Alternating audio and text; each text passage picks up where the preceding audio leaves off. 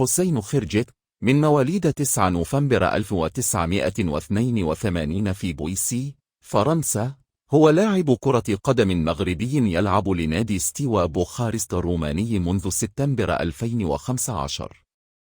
بدأ مسيرته الكروية مع نادي سبورتنج لشبونت البرتغالي في موسم 2000-2001، وفي عام 2001 انتقل إلى الدوري الإيطالي، وبالضبط إلى نادي ترنان الإيطالي، ليبقى هناك حتى موسم 2005-2006.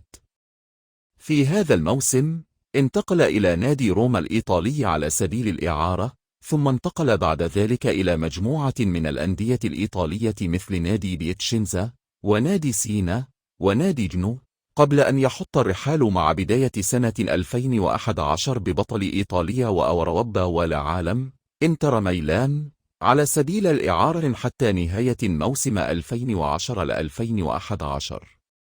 يتضمن عقد إعارة خارجة من جنوا بندا يسمح الإنتر ميلان بالتعاقد مع المغربي بشكل نهائي بعد ختام الموسم. في صيف 2011 انتقل إلى نادي فيورنتينا، الذي لم يلعب له سوى 19 مباراة قبل أن يحط الرحال في الخليج، وبالضبط مع العربي القطري في خطوة مفاجئة مقابل 3.2 مليون يورو لمدة موسمين.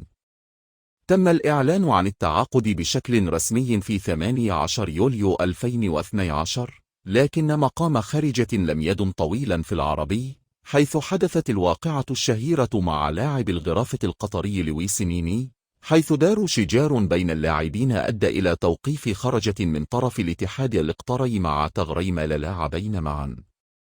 لكن مسؤولي نادي العربي كان لهم رأي آخر، حيث فسخوا عقد خرجة بتاريخ 31 مارس 2013، مما دفع خرجة لرفع شكوى إلى الفيفا للمطالبة بمستحقاته. بقي خرجة عاطلا عن اللعب إلى حين الحصول على ترخيص من الفيفا، ومعها تسلم مستحقاته كاملة. في صيف 2013 كان خرجة قريبا من ليفورنو الإيطالي، لكن لا شيء حدث. في يناير 2014 وقع خرجة عقدا مبدئيا مع نادي نوفارا الإيطالي، لكن الاتحاد الإيطالي رفض منح اللاعب رخصة الممارسة بدعوى وجود مشاكل لا تزال عالقة بين خرجة والعربي، وبالتالي أجهضت الصفقة. في صيف 2014 تحدثت تقارير عن أن خرجة تلقى عرضين من نادي شيفيلد الإنجليزي ومن نادي سوشو الفرنسي. في يوم 10 أكتوبر 2014 وبعد عطالة دامت عاما ونصف، أعلن نادي سوشو عن توقيعه مع الحسين خرجة إلى غاية نهاية موسم 2014-2015. عاد خرجة الإتباري من جديد، حيث لعب معهم موسما واحدا في الدرجة الثانية الفرنسية، حققوا خلاله المركز العاشر وفشلوا في تحقيق العودة إلى ليغ 1، حيث خاض خرجة 24 مباراة وسجل هدفا واحدا. انتهى عقده مع سوشو في يونيو 2015 ولم يتم تجديده.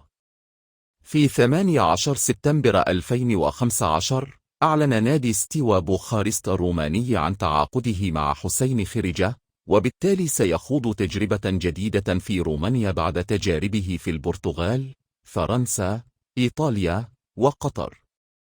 لعب أول مباراة دولية ضد الغابون من 2-0 في 20 يونيو 2003 ضمن تصفيات كأس إفريقيا 2004.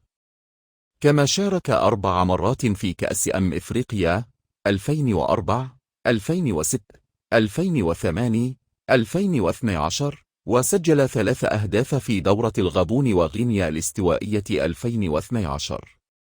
خاض 12 مباراة في مشاركاته في كأس إفريقيا، كما لعب للمنتخب الأولمبي خلال دورة الألعاب الأولمبية لندن 2012 وشارك معه في 3 مباريات. ظل خريجة من ثوابت المنتخب إلى غاية وصول المدرب رشيد الطوسي إلى منصب المدير الفني، حيث استدعى خريجة للمباراة الحاسمة ضد الموزمبيق في 13 أكتوبر 2012 في إطار إياب الدور الحاسم المؤهل إلى كأس إفريقيا 2013.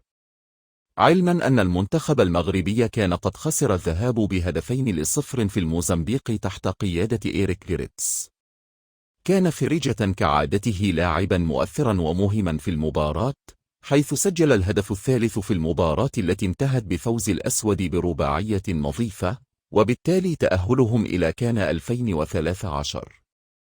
لكن بعد ذلك حدثت مشاكل بين خريجة والطوسي، حيث ادعى الأخير أن خريجة لا يرد على اتصالاته، بينما قال خريجة إنه لم يتلقى أي اتصال من قبل المدرب الطوسي، في حين ظل الطوسي يحاول إعطاء مبرراته لإقصاء خريجة من لائحة الأسود. تارة يقول إنه لن يستدعي خريجة لأنه يعرف إمكانياته ولا داعي لتجربته في المباريات الودية، وتارة أخرى يقول إن إيقاع الدوري القطري الذي كان يلعب به خريجة آنذاك بطيء ولا يتناسب مع مخططاته. وهكذا ظل خريجة بعيدا عن الأسود وعن المنافسة بصفة عامة، إلى غاية أن وقع السوشو الفرنسي وبدأ يسترجع معه إمكانياته، الشيء الذي جعل دادو زاكي مدرب المنتخب المغربي ينادي عليه مجددا للمشاركة في لقاء ودي ضد منتخب الأوروغواي في 28 مارس 2015. وبالتالي عاد العميد خرجت إلى عرين الأسود بعد غياب دام 2.5 سنين حتى ظن أن مشواره الدولي قد انتهى.